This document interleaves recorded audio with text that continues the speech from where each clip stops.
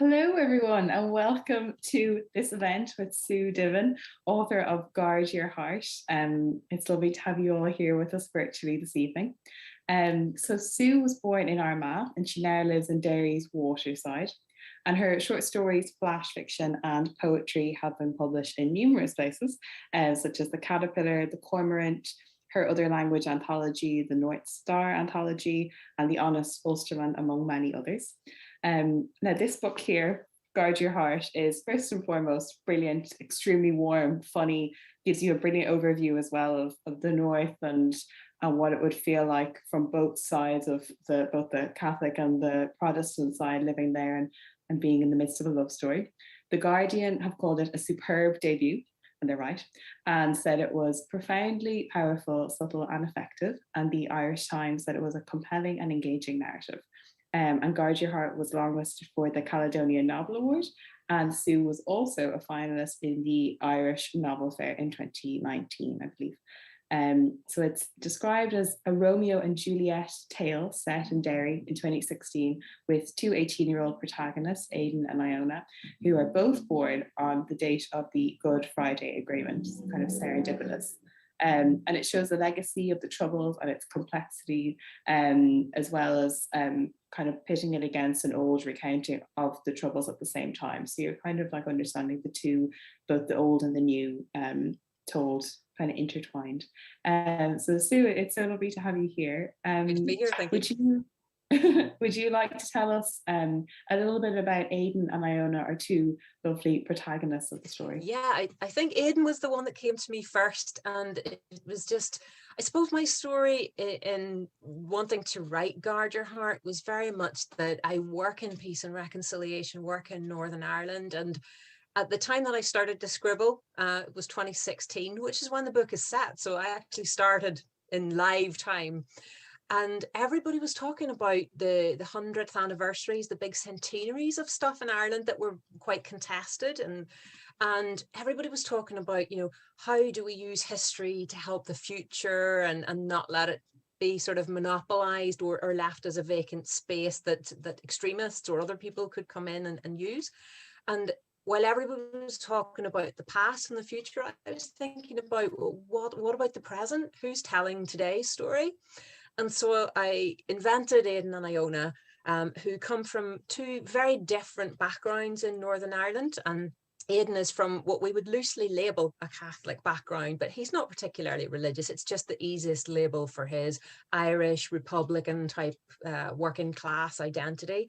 And Iona has more of a faith from a Protestant background, living in a more mixed area of Derry, Londonderry, and they basically wouldn't have met each other before, especially Aidan wouldn't have been in mixed environments because a lot of our housing is quite segregated and our education system is quite segregated. So these were two characters who when they met, it was going to be interesting to see how they related to each other. And I suppose how they not just dealt with getting to know each other, but the baggage that their parents' generation had kind of dumped onto them as a result of the Troubles. Yeah, completely. Because I think I found it so interesting as I read it how both of them had preconceived ideas, obviously, about the other. And there's this great bit near the beginning, actually, it's something that Aidan says, and he says that where are you from is the killer question, because depending on how you answer, it belies so much about you and perhaps about your faith. And I wondered, was that something that you would come across? Because I read that you've worked in peace and reconciliation for, I think, 15 years or more than 15 years already. So you're well versed in the ins and outs of it in Northern Ireland, and this where are you from? Oh, absolutely. I mean, if you ask me and I say I'm either from Derry or Londonderry, that immediately puts a label on me. Or if I say I'm from Northern Ireland, as opposed to I'm from the north of Ireland, again, people are doing it. It's like the Northern Irish mental arithmetic. And I think I put it in the book somewhere. It's like this thing we need to know almost in this generation, even if people don't actually care. It's as if knowing someone's identity means that you don't accidentally cause them offense. Even if you're not particularly prejudiced, it's this kind of underwritten thing that's there. And of course, if they can't suss you out from that, they will ask you your name. and they'll ask you what school you went to, because those will very often be cultural markers as well. Yeah, exactly. And you weave that in so well into the book, actually, because there's a bit when somebody is looking through Aidan's contacts on his phone, and they can see all the like the Irish surnames, and they were like, oh, I can tell he's a Catholic because of that. And even the way you weave Irish into the book is really interesting. And I wondered if you could talk a bit about that, about actually putting the what we call na kainta, which is Irish for kind of sayings in English. Yes. You wove them in so beautifully into the book, and they're so interesting. Could you talk to us a bit about that, or why you put them in? Yeah, well, can't make Fulham. I'm only learning Irish, but I've got a little bit. And for me, it was really important that part of the big debate in sort of Northern Irish politics, part of why it fell apart a few years ago, one of the issues was around Irish language rights. And it's a language that in the north of Ireland, at times in history, has been quite politicised, but yet the more you dig into it, it's a language. A language doesn't have to be political. And so to me, it would make sense that Aidan, who is from a quite Republican family history, that his parents sent him to an Irish language primary school, and that he's fluent in Irish because of that. It would have been a natural part of his identity. And you do hear Irish spoken on the streets around here, and we're not far from the Donegal Gaeltacht either. Whereas on a Protestant unionist side, you would find far less Irish speakers because of the current political perceptions of that. Obviously, Ulster Scots is something, and you find what's called Hiberno English, our Derry way of saying stuff, is through all the dialogue of the book. And some of those words are actually Ulster Scots that would be recognisable to a Scottish audience. And yet someone maybe from an English background would look at it and go, what does that mean? I mean, I got asked in the second book about the word hoke. You hoke that out of your cupboard. I think that actually comes from Ulster Scots, but I think that's brilliant. I really like how you weave language into it, and how language is such a clear kind of marker of both tone but also like allegiances.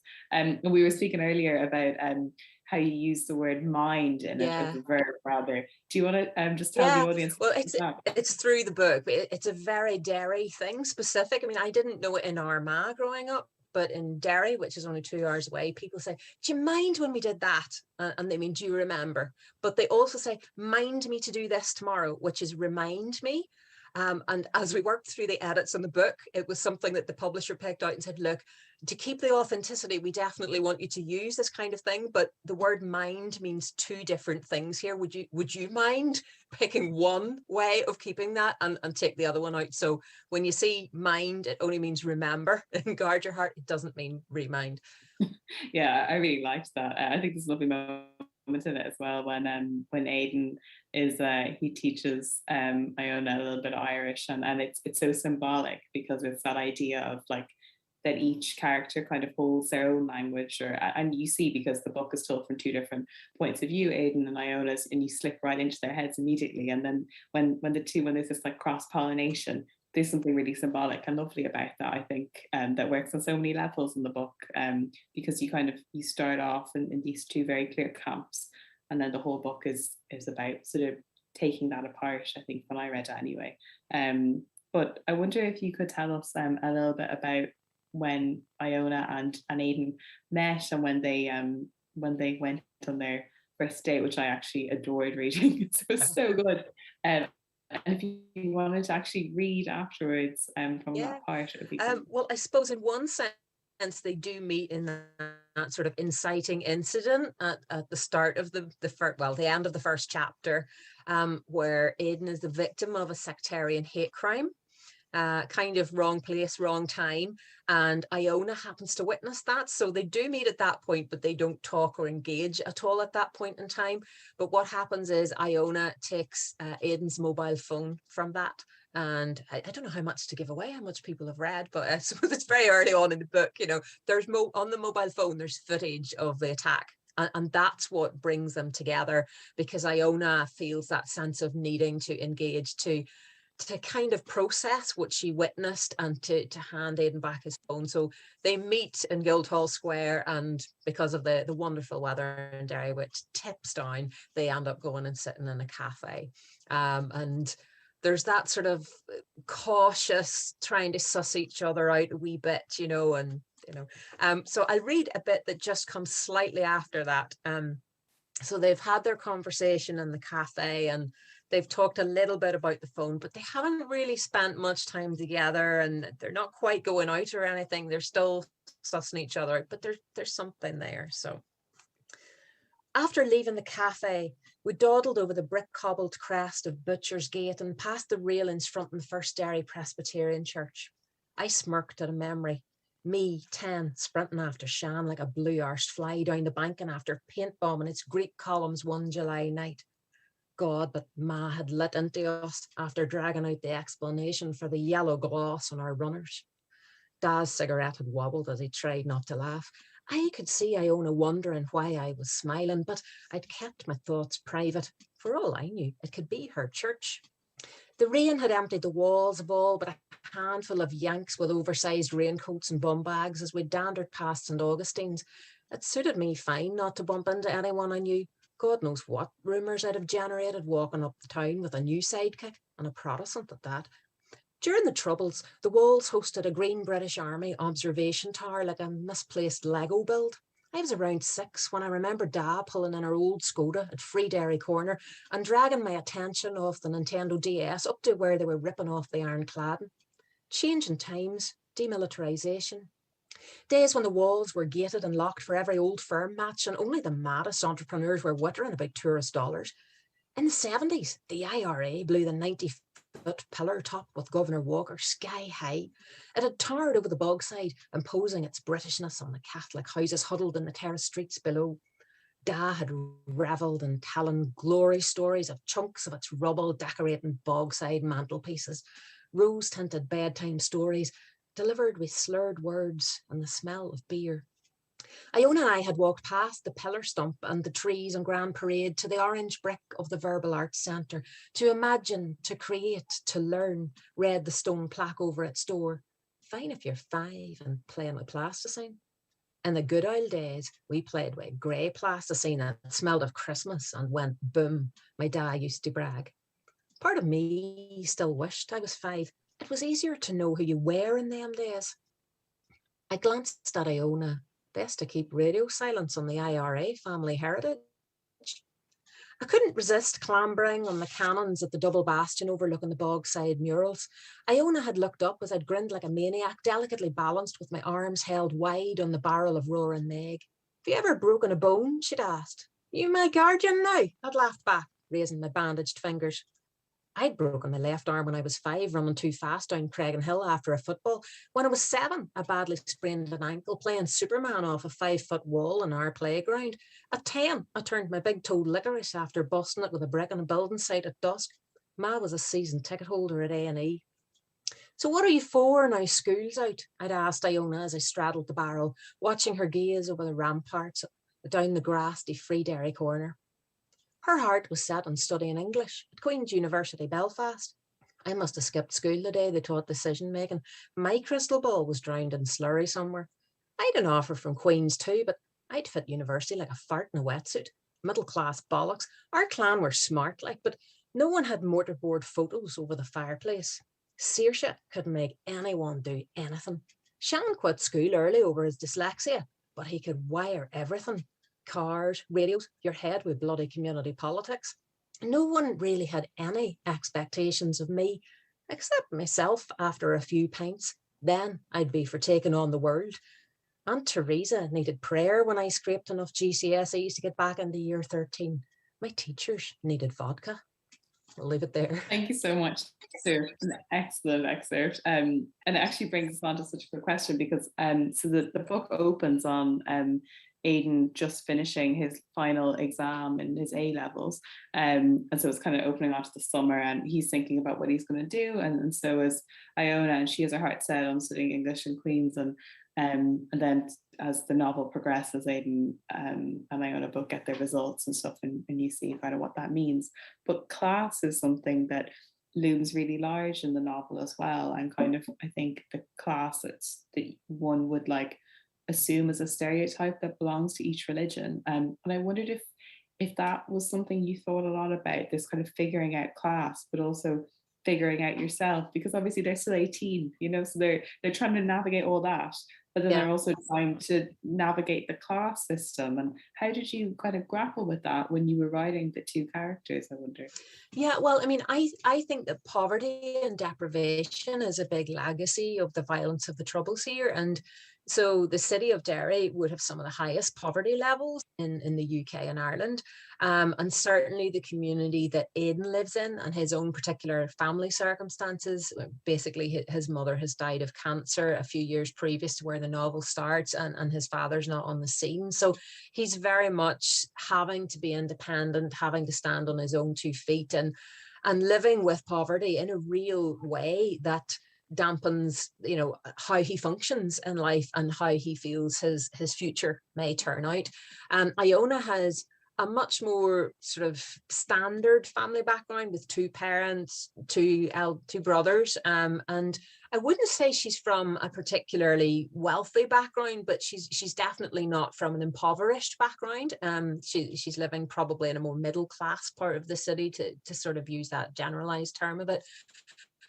So to me, it was actually important both to present the fact that poverty and deprivation mean that certain people across the board, regardless of religion, are channeled almost into particular choices and decisions, and have less opportunities than others do.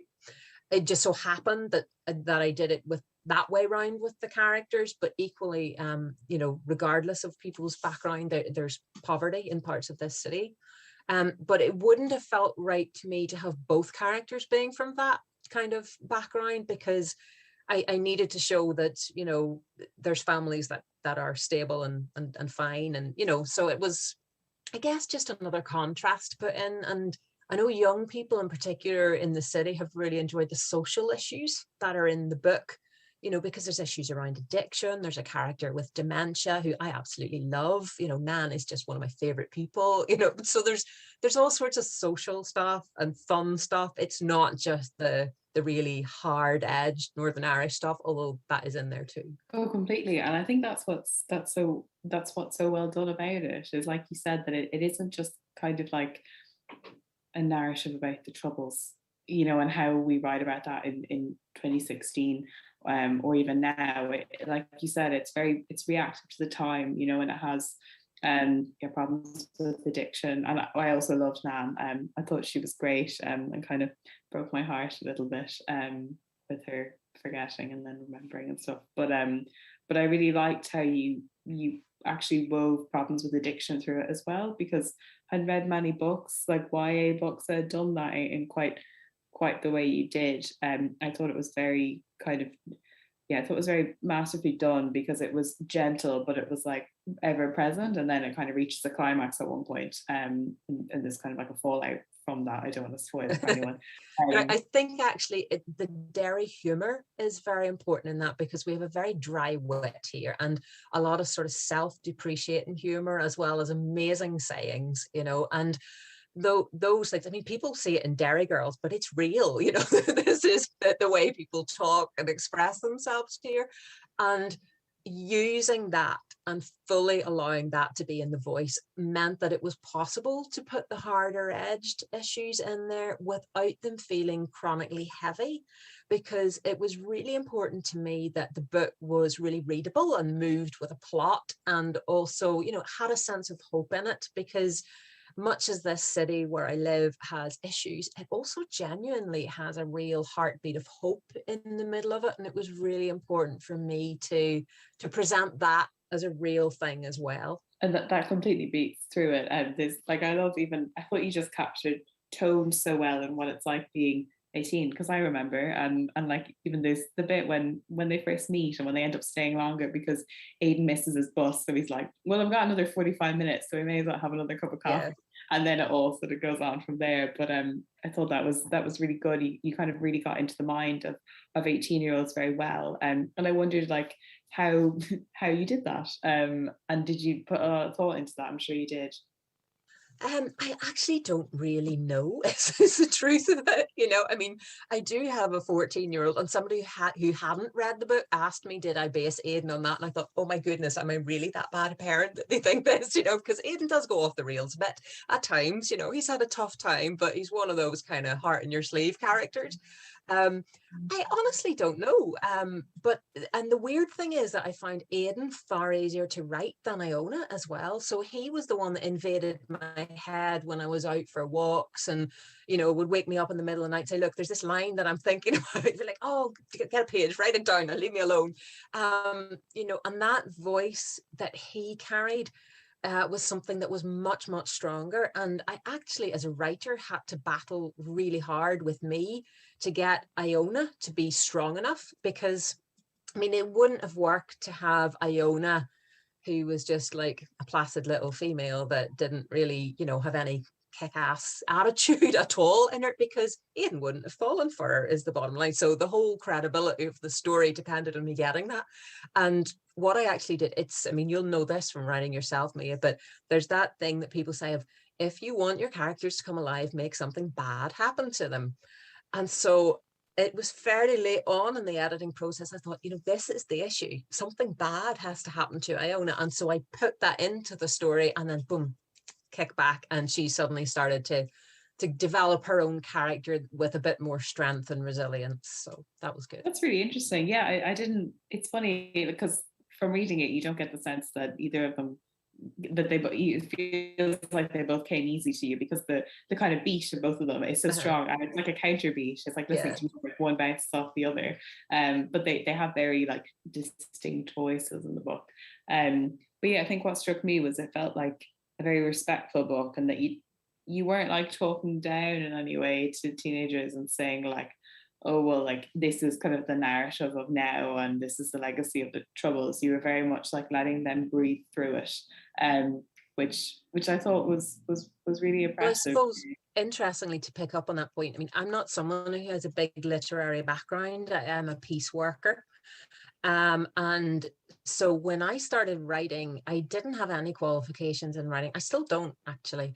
And so it was very much a learn as I went along process. And I made every mistake going. I had to unpick things and process it. A lot of work went into it.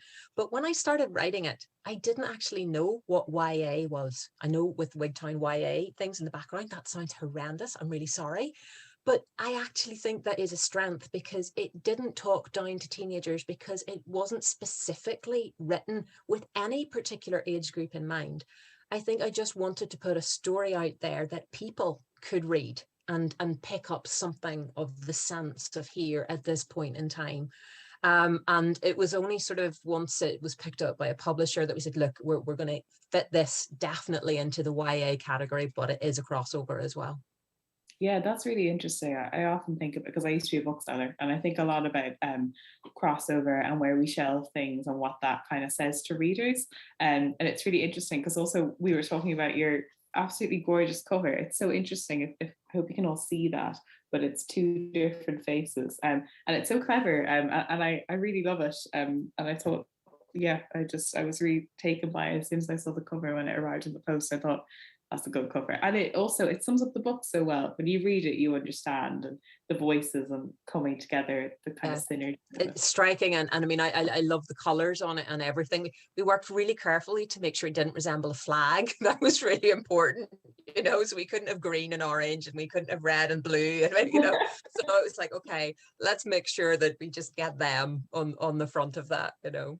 Yeah, well, it definitely, like, yeah, all the work paid off, because it is a great cover. And I wanted to ask you one more question just about your peace work and peace and reconciliation work. Like, I wondered, where from your time as a peace worker and the things that you wrote about in this book, were some of those issues, especially around addiction, because you were talking already about poverty, but especially I think addiction in younger people, or like people in their late teens and stuff, is that all stuff that you've kind of like seen? Absolutely, and it's related to the legacy of the Troubles. You know, addiction, and going back to the generation of troubles, addiction was a coping mechanism, whether that was prescription drugs, which doctors prescribed just so people survived, or whether it was through drink or whether it was through illegal substances. Those were coping mechanisms.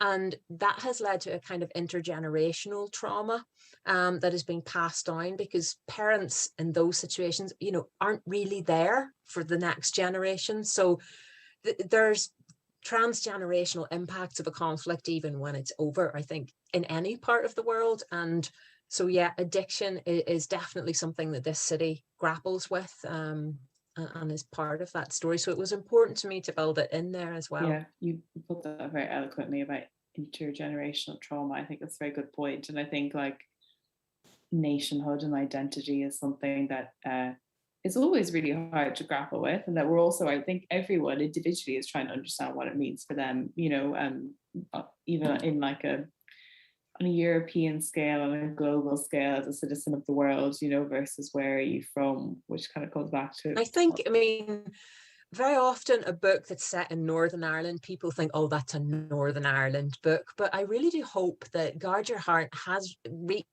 like the universal sort of audience, because it resonates on those themes of identity and hope, or poverty, or choices for teenagers, it's, all that history of human rights and various things that are all in there.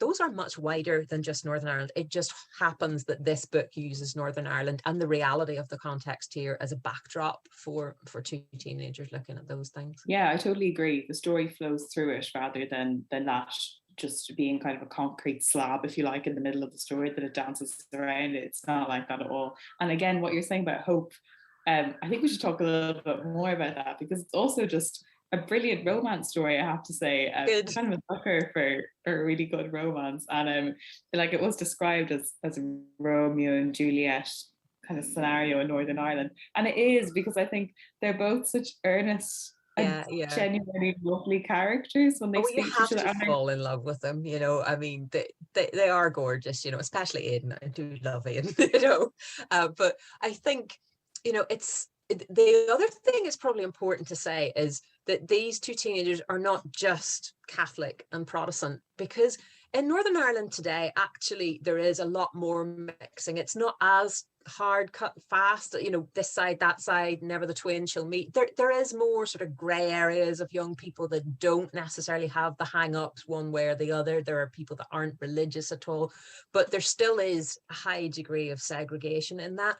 So it's not just that they have those religious labels, it's that their parents' generation, in their cases, really divides them. So, I've already done the extract where Aidan has referenced, his dad was in the IRA. So that puts him very much on one far side of something. And then Iona's dad was in the RUC. She has a brother in the police today, that kind of thing. So their family histories and the traumas and experiences there pull them to the extremes. And that's why it's really interesting when they meet and how they process all of that parental stuff that they've been lumbered with, I agree. And I think it's a really good metaphor, even like on a broader scale, kind of for what it is to grow up. Because I imagine it in my head as almost like elastic bands, if you like, and they're kind of like tugging away. And then every time in the book, the characters go home and Aidan speaks to Sean, his brother, and he also has a sister, Saoirse, but Sean kind of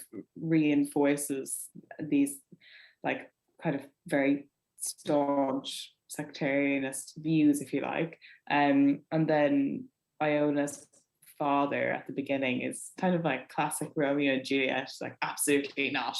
And I think, they're both trying to pull away from that, but then they keep getting reminded of what came before them, like you said, the generation before, but it's about kind of swimming through that and navigating that. And yet we also mess with that a bit, because I think the minor characters in the book are really important at filling out that picture. So, for example, if you take Paddy, who is, Aidan's side of the fence, so to speak, and Paddy has his own political ex-prisoner background from the Troubles. He's just a painter living up in Creggan and offers Aidan a bit of paid work, and a lot of people's stereotype of the Paddy that would be out there is really negative, but yet he is such a constructive character, and I see that in a lot of genuine people in communities and stuff here. And on the other side, for example, you have Andy, who is Iona's brother. He's a member of a loyalist flute band. And very often the stereotype that you see of that in the media is, again, very negative. But yeah, Andy has a really interesting role to play in the novel. So it was looking at a lot of those types of characters as well. Yeah, and even Saoirse, I thought was a great character, because her name in Irish means freedom, and you were kind of, I don't know, you'd have like preconceived ideas maybe about what kind of character she would be, but really she's just a great sister to Aidan, and she's been off traveling around Peru and Bolivia, and then she comes home, and I think she's another really constructive and helpful character. But it's a very good point you raise, actually, that the secondary characters really do give like a good scaffolding to the plot, and they are needed. But yeah, I think, yeah, it's very well rounded, which actually brings me on to asking about your writing. But just before that, I did want to ask our lovely audience, who we sadly can't see, but if you guys have any questions, if you'd like to take the next 10 minutes to think about them, I'm going to ask Sue some questions about writing, because I think she has so many interesting things to tell us about it. But yeah, in about 10 minutes time, I will be asking for some questions. And we're also going to do a book bingo. So you can type it or send in page numbers, and Sue will read from them, and you'll get like a really interesting way to kind of dip in and out of the book. I think that should work well. So yeah, I'll be asking you all for those in about 10 minutes time. But Sue, would you be able to tell us a little bit about how you started writing, and when you, particularly when you started to write Guard Your Heart, and where and maybe what course you were doing? So, I mean, the first thing that you've already heard me say, I don't have any qualifications in writing. So it was some, I mean, I'd written a textbook actually years ago, and I had written sort of really chronic teenage poetry when I was at school. And actually there's a poem in the book, and that was one I wrote when I was Iona's age. But I'm not going near poetry again, sorry. But yeah, I started to write mainly because I was bored, as well as that whole 100th centenary thing, because I found myself ending up being a single parent once my child was 2.5, and I live in a city that I don't have any relatives in. So I actually was quite housebound in the evenings after work. And after a couple of years of watching everything I was interested in and not remotely interested in on the telly, a bit like COVID, you just run out of stuff. I was like, look, switch the telly off. There's got to be something better to do here. And I started to write. And I used to write in the evenings when my son was in bed. So at that stage, he was a wee bit older. So it was usually maybe 8:30, 9 o'clock at night. And I would just open up the laptop and just start writing. And I wrote that way for, I think, about 16 months, and then didn't tell a soul that I was writing, because that would be embarrassing. Like, it's like coming out as a writer. I had no idea how to do this. And then I got to the end of the first draft and thought, oh, right, okay, what do I actually do? And Google is fantastic. I mean, sometimes people think that you have to pay a fortune to do all sorts of things. I Googled everything that was available and learned a lot. But I also had a good friend who's a writer signpost me to the Irish Writers' Centre, and signpost me to a few other places and say, look, check out these opportunities. One I did was with Curtis Brown Creative, and it was a 6-week course called Edit and Pitch Your Novel. I found that invaluable. I mean, that's where the strapline that's on the front cover of the book came from, because they said one of the best tips was, can you sum your book up in a sentence or a question? And mine was, what if peace is harder than war? And it made it onto the cover.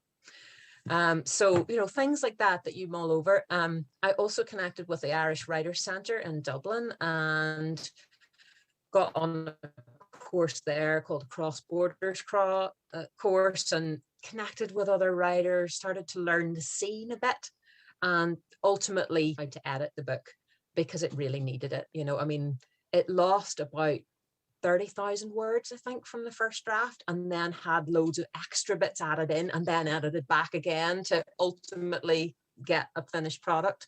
And it was the Caledonia Novel Award in Scotland out of Edinburgh that shortlisted it, and the Irish Writers' Centre Novel Fair in 2019, it was the joint winner there. So the competition route helped me get noticed, which was great. So I'd encourage writers to write when it suits them. You don't have to get up first thing in the morning and do what people talk about. If that doesn't work for you, find the way that does. The key thing is that you write. I think that's excellent advice too, especially about writing when it suits you. And you're too self-deprecating about saying that you're not a literary writer or anything, no training. It doesn't show whatsoever. But I also think it's very practical that writing isn't something that happens in these like beautiful studies that don't exist, you know, for like days on end with the writer just retreats. It's far more practical and I think fun that it sounds like writing is literally. I find it good company, I think, you know, because I was kind of isolated on my own, so it was good company, and I used to find myself quite relaxed after spending an hour sitting typing in the evening, you know, so I enjoyed it. And I think that's the key thing. You want to enjoy writing, even though it is something you have to work at. It still needs to have a wee bit of fun that you get out of it. Otherwise, why would you bother? You know, completely. And is there any particular thing that you do that gives you great ideas? Just I know that some people it could be walking or running, or some people it's like doing the washing up. I think I wish I could say running. I mean, honestly, after the weight I've put on in COVID, you know, I wish I could say running. Actually, though, there's two things that I do find help. I do walk, I do that. Swimming, I found, was a very quick way to clear my mind of other stuff, because you're just counting the lengths as you swim, and your brain switches into a different silence, so that when you come out of that, you talk and write.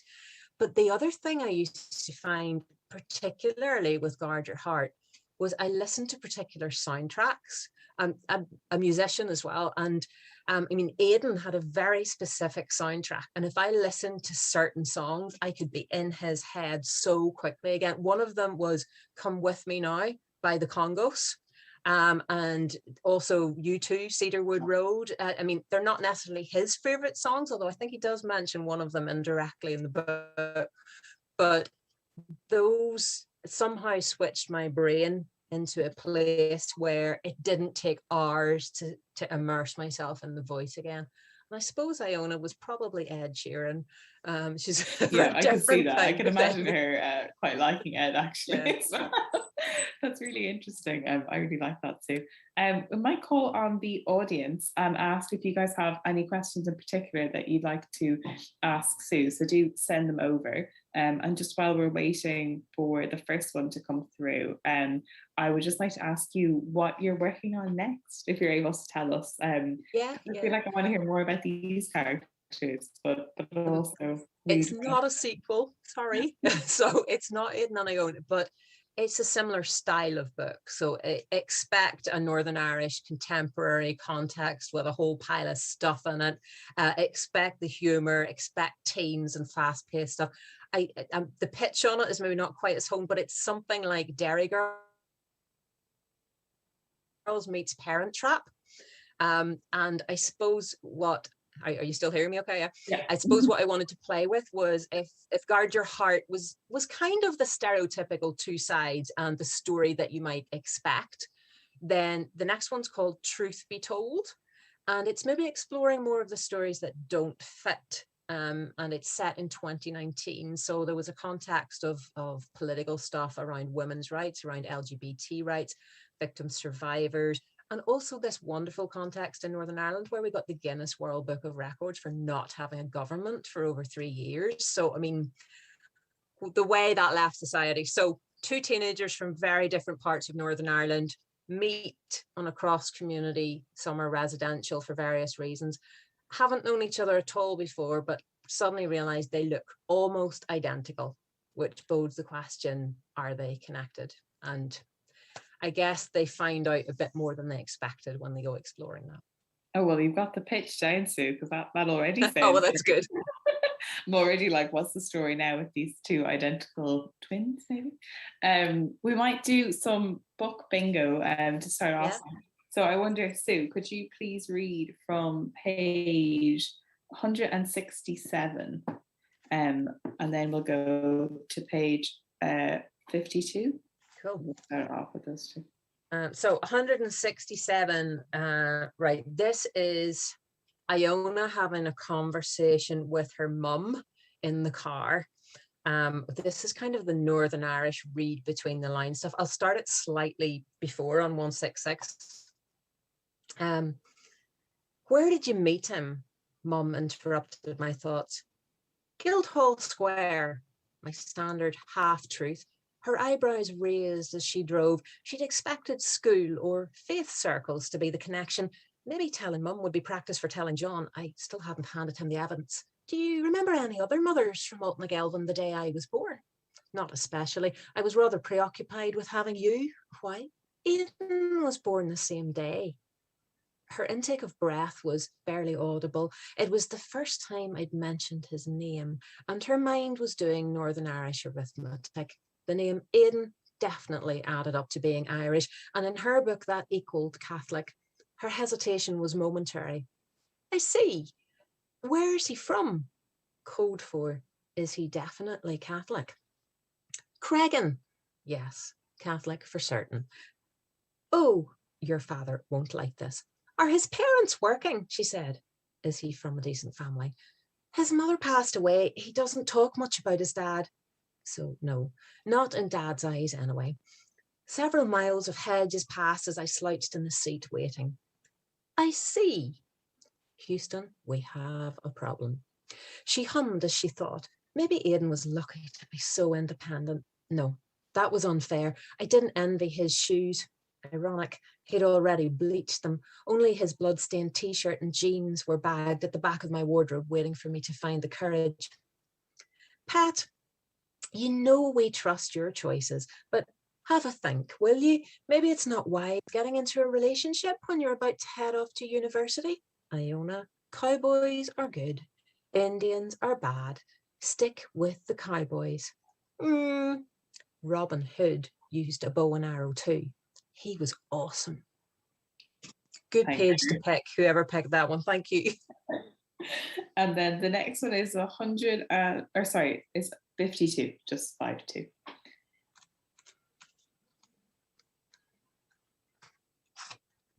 It's quite fun. You don't know what you're going to get. I like it. No, it's really good. Okay, so this is Iona as well. And this is after she has handed Aidan back his phone and he has disappeared to kind of view some footage of the sectarian attack. And she's in a cafe waiting for him to come back. I was at the till, hooking my fingers into the handles of 2 refilled mugs when he appeared back at the table. He'd started to watch the video on his phone and then bolted to the disabled toilet. He now scanned the room like a toddler who'd lost a parent. His shoulders sagged, arms limp. The change was scary. Same skin, different person. Once he clocked me, he headed back to the table, nudging another one on the way and stumbling into his chair, phone discarded with the mess of earphones strung around it. He didn't even acknowledge the fresh coffee I set beside his hand. Aidan? No response. 2 minutes. I shuffled my chair closer, as if I could shield him from the rest of the cafe goers, as he slid his head into the crooks of his elbows on the table. 5 minutes. He moaned into the fabric of his jacket. Aidan? I whispered by his ear. In the silence, I chewed my knuckle, wishing people wouldn't keep glancing over. Egypt. How had I not known someone would want to puke after watching their own head get kicked in? I scratched my wrist and slouched in my chair. He'd been right. I reflected when he'd said the unseen stuff was the hardest. He clearly wasn't okay, but neither was I. How had he known?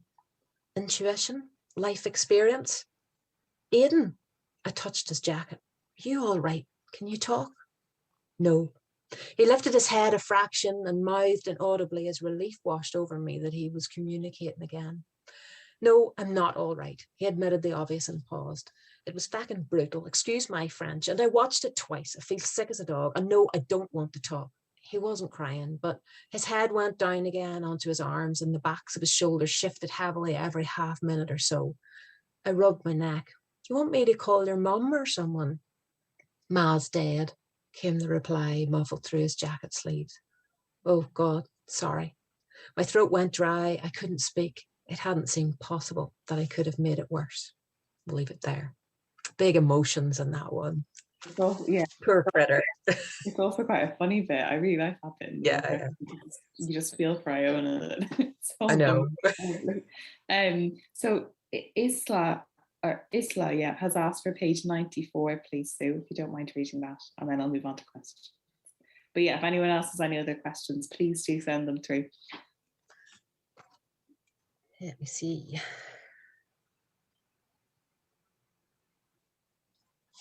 Oh, so this is a bit with Shannon. We don't love Shannon, I have to say. Isn't she? But like, she has to be there, you know. Agreed. Okay, so this is Aidan with his girlfriend at a very tenuous time when things haven't been going particularly well, and he's in the pub, but he hasn't been drinking because he knows this is going to be tough. He has to try and make it up with her. I'm going to go slightly earlier from it. Her hand cupped her hip and she raised her chin. My heart pounded. Christ, but she could play me. I swear it won't happen again. I drank too much. I was way out of line. Look, it's really not my character to...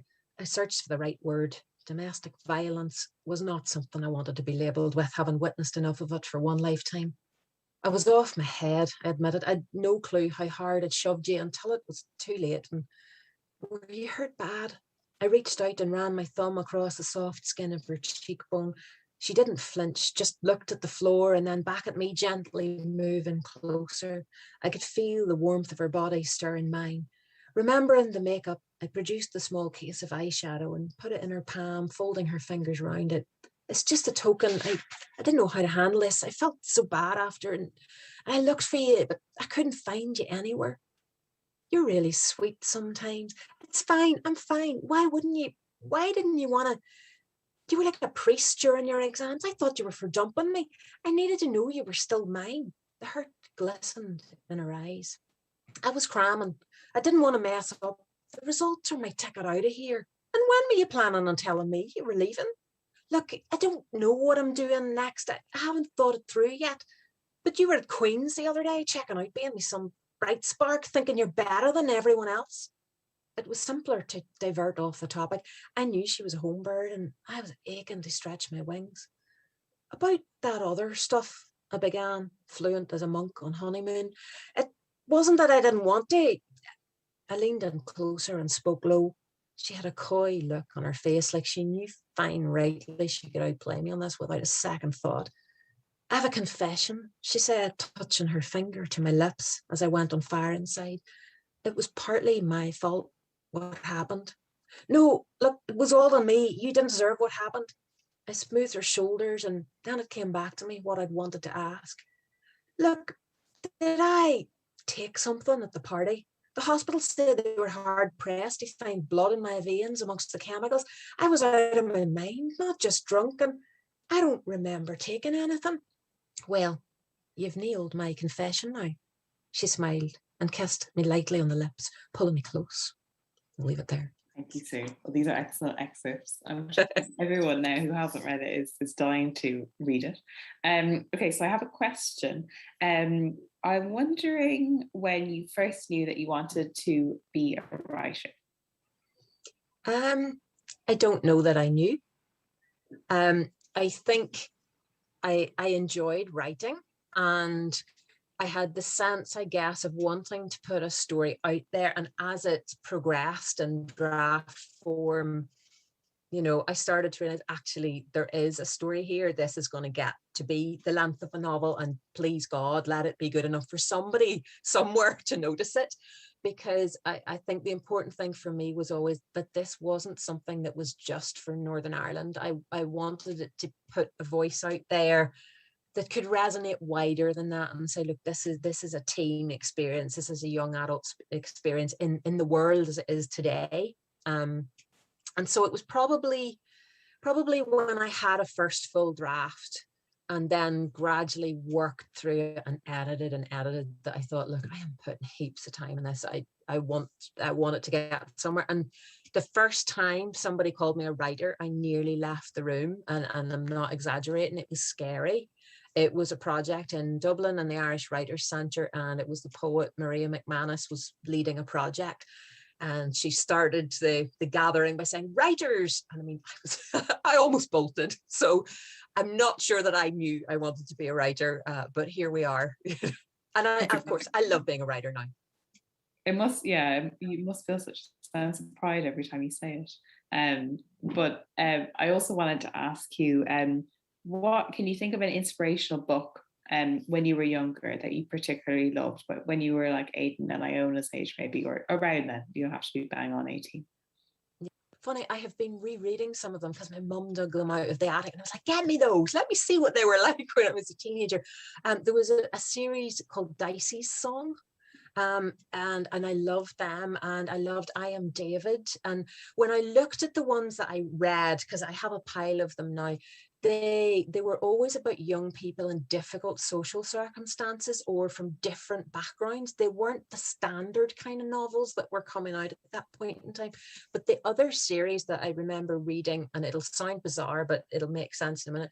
My dad read all the Wilbur Smith books, which were basically, you know, big African sagas, you know, set throughout history. Of course, I was several books in before I realized that that was actually fiction blended with actually colonial history and then apartheid history. And that, I think, was an awakening, firstly, of me being very interested in South Africa and parallels with the North of Ireland. And also that sense of, oh, fiction can teach you something, even when you don't realize you're learning. And that's possibly a better connection to where I'm at with Guard Your Heart or with the next book, Truth Be Told, and things like that. Yeah, that's an excellent phrase, Sue, that fiction can teach you something. You don't know you're learning it. Yeah, that's really good. I think that really gets to the heart of actually your novel and what you take away from it when you finish Guard Your Heart. You know, it's like when you render characters so empathetically and who feel so real. It's almost like by osmosis that you take in the rest. I think I said it in something else. I kind of hope that people will just like read through this for the Romeo and Juliet and the plot and, oh, what's going to happen next? And then they'll get to the end and they go, oh, actually, there's stuff I need to reflect on here, you know, so that the story carries you, but it's there too, that it is the osmosis thing, that you're just taking in something. Yeah, exactly. And I have another question, and that is, who is your favorite secondary character? So not basically just Iona or Aidan, anyone else? It's either Patty or Nan, definitely. I mean, Nan is just so gorgeous as this elderly lady with dementia. Sometimes she's there, sometimes she's not all there, you know, and she lives over the border in Donegal, and she's just gorgeous. And Paddy as well, I think how he handles Aidan, especially when there's a whole big explosive scene where Aidan almost falls apart. He's dealing with too much, and Paddy's just there, you know. And so I love both of those guys. Excellent answer.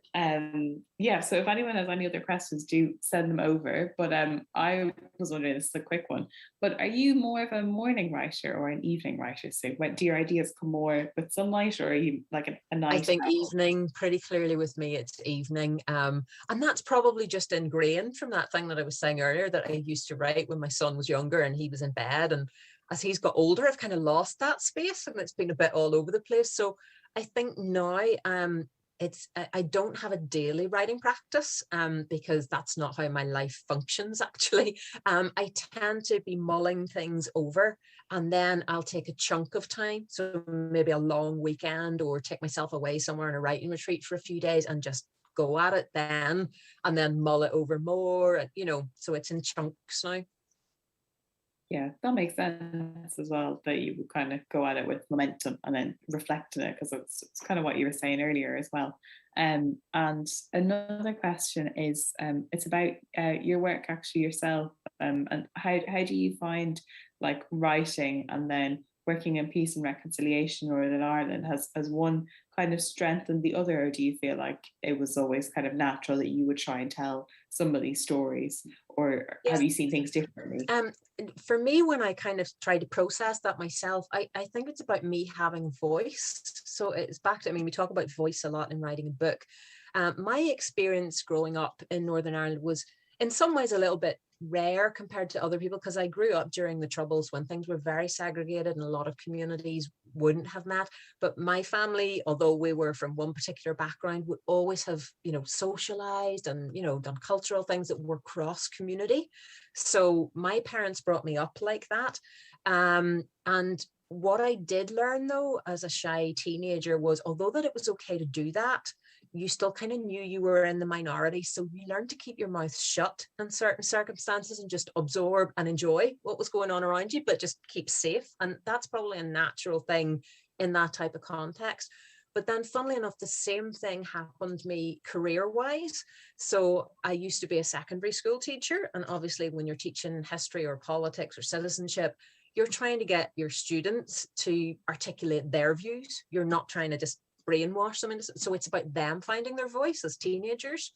And then in the day job, which is the peace and reconciliation work with communities, again, my role has usually been to facilitate others to engage in processes. So my own voice wasn't an important one in that, except to get the connections going. So when I thought about it over my life, there's been a lot of me not having a voice for various reasons. And I think it just got to the point where it's like, right, I need to find a voice in a different way. And so even though none of these characters are real and they're not me, they are fiction, it's me having a voice on everything that I've absorbed, if that makes sense. Yeah, that's a very eloquent answer. I really like that as well. It feels like it makes sense a lot, as you're saying, in your life, that voice kind of coming out of it. And I wonder just about your Irish, because you said that you were learning. Yeah. How did you find growing up with kind of the way that Irish was perceived when you were younger and the way it is now? Do you find learning Irish now that it feels like quite a loaded thing, or how do you feel about learning Irish? And are you enjoying it? Yeah. Well, a bit like yourself, I'm a linguist. I mean, I studied in France for a year and stuff like that. But I mean, I went to a state school in Northern Ireland, so I had zero opportunity to learn Irish at school. I mean, I did French and German, because why would anybody in a state school ever learn Irish? But where I first really encountered Irish was as a musician when I went to learn tin whistle, because that would be seen as me going to the wrong part of town, to the wrong community to engage it. But I was a musician and I absolutely adored the tin whistle. And I remember 11 sitting in a Gaelic club, actually in the bar of a Gaelic club in Armagh Pipers Club, with my tin whistle, and I could read music and I could play, but they were speaking in Irish. The teacher was speaking in Irish and he would announce the title of the tune. And I'd be like, but where is this in the book? Because I just need the music. And that was my first engagement with Irish. I didn't have any opportunity to learn it until I moved to Derry. And then I gradually learned bits and pieces of it as I could, because I love it. I just love the language. I love how it impacts our English language. I mean, I've been in parts of Scotland as well, where they're speaking Scots Gaelic, and the connection between the languages is amazing. So I find it a beautiful language, really hard to learn as a sort of somebody who's only picking it up now, but beautiful. Yeah, it can be, it looks quite odd on a page, I think, when you're coming to it for the first time and you don't know the sounds and why you'd have like a BH and what on earth that, how you make that noise really. But yeah, that's really interesting as well, how you kind of came to it through music, in a sense that you saw how useful it was in music, because you kind of just needed to know what your teacher was saying, therefore you learned it. And I actually think that's something that comes up again and again with Irish, is if it feels like a useful living language, people engage with it so much more quickly, and putting it in those contexts. Even actually like the way Aidan uses it as a living, breathing language, he brings it up, it like slips in and out of his speech, and it's just kind of like another way of speaking, the way we all have almost like tics and things we say. His often comes out in Irish quite lyrical, because it's always like a nachanachainte or a shanachal or something that's just so beautiful. I was writing one of them down actually as I was reading it, because there's a lovely one which actually relates back to the cover of the book. In Irish it's Ar sco a chéile a bhaireann an duine, and you put it in the book as Ar sco a chéile. Shadow each other, shelter each other, that people live. Yeah, exactly. It's such a beautiful shanachal, and it means that we live in each other's shadow, which is kind of what the cover is saying as well. Yeah. It's really lovely. And that was real, like many things in the book. That was a real picture on a wall in City Hall as a real part of that exhibition. I mean, so much of what is in the book as the backdrop is actually real and authentic, you know. And that, yeah, that comes across. The characters just feel so full-bodied, you know, and warm, as I was saying. But anyway, sorry, Sue, I can keep talking to you all night. Honestly, it's been such a pleasure. Thank you so much. I want to give a round of applause, a virtual one from everyone who's watching, to you, Sue. Everyone go out and get a copy of Guard Your Heart. I promise it's a beautiful book. It's so warm. You'll read it in like one sitting. If you make like a hot chocolate or a tea, you'll just soak it all up and want to stay with Aidan and Iona for long after page 300. And I just want to say that up next at 8 p.m. there is an event called for the book A Bit of a Stretch by Chris Atkins, and it's a book all about the prison systems in the UK. I think it will be a really interesting event, so I'd encourage you all to watch that. But yeah, a round of applause for Sue, and thank you so much for being such a brilliant. Thanks very much, everybody, for tuning in. It's just been a privilege to be here. Thank you very much. Bye, everyone.